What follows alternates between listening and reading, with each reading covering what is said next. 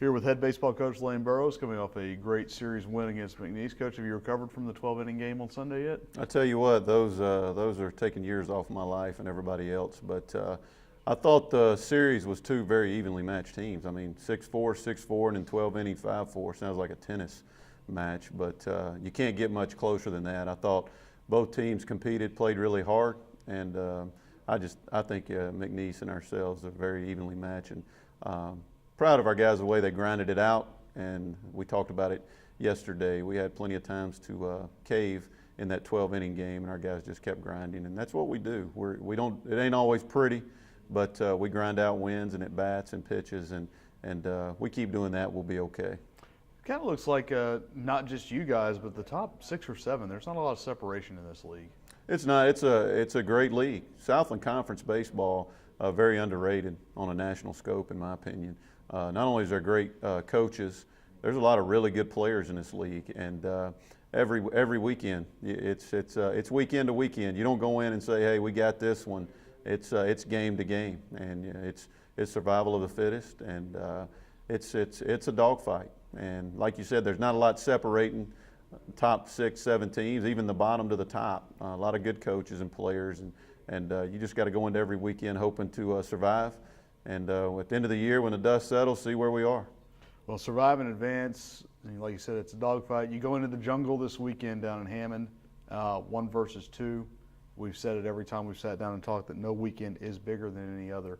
And it's nameless, faceless, but it's maybe a team that's kind of stepped up and been perhaps your club's biggest rival in the last 12 months, and that's a very good Southeastern Louisiana team. No question. Matt's done a great job recruiting when he was an assistant there and took over as a head coach, and they're absolutely rolling right now. Won our tournament last year, went to a regional, and they've picked up right where they left off, and a lot of respect for them. They kind of had our number last year, and they got a different team, we got a different team, and it's a new year.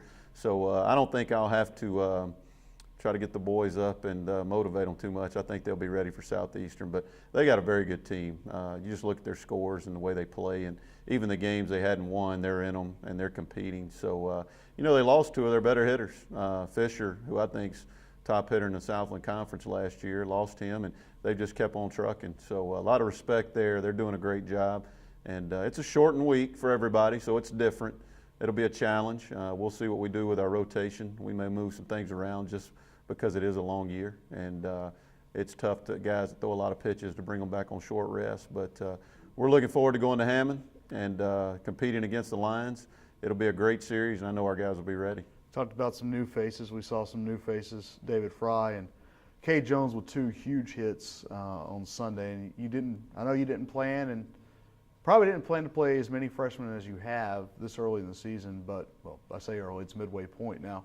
But, just their ability to grow. Cade's been done a great job with the bat, and David Fry's been a really solidifying presence there up the middle. Absolutely. We come into the year with most everybody back. We talked about that preseason, how most of our lineup's back, and lo and behold, here we are. We had a couple injuries, and now yesterday we had 3 true freshmen in the lineup. But David's been great, playing good defense, getting clutch hits. I mean, guys hitting 5, 6, 7 hole for us as a true freshman every day, and he's really gotten comfortable with he was a little sped up at the beginning, but he's gotten comfortable. He had a great fall for us, so he's a good player. We knew that.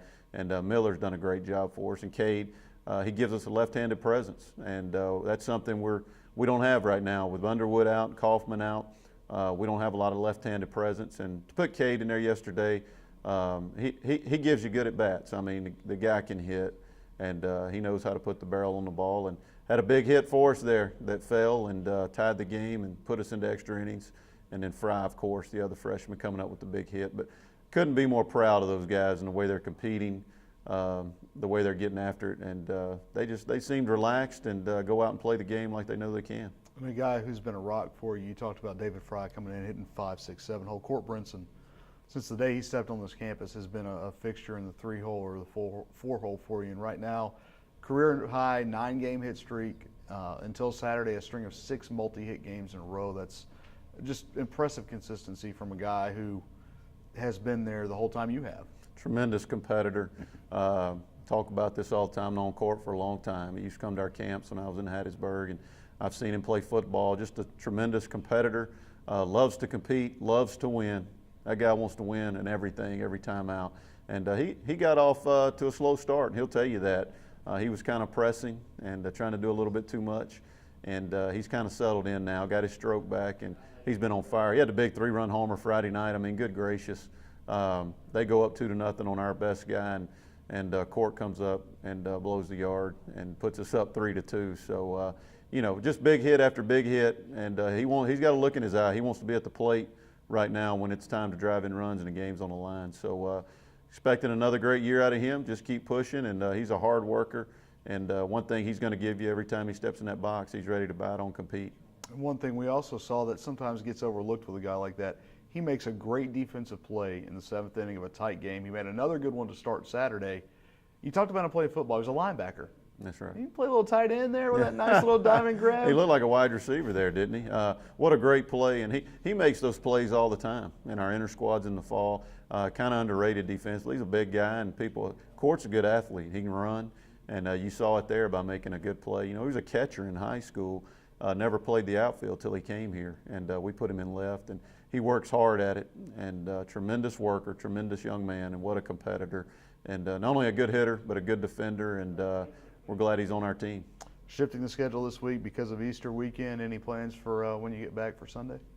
Yeah, it's always good to. I've been in different leagues, and a lot of leagues play on Easter Sunday, and you know we understand that. But it's always good when you get back and you have that Sunday off. What a day, Easter, for believers, and for us to spend the day with our family, have a chance to go to church. During the season, we don't get to do that too often, but just to spend the day with your family, it's always great when you get that Easter Sunday off, win or lose, and we're looking forward to that and having some quality time with our families. Easter egg hunt at the Burroughs? I'm sure there will be. I probably won't be involved in it, but I'm sure there will be one somewhere around there. All right, thank you, Coach. Thank you.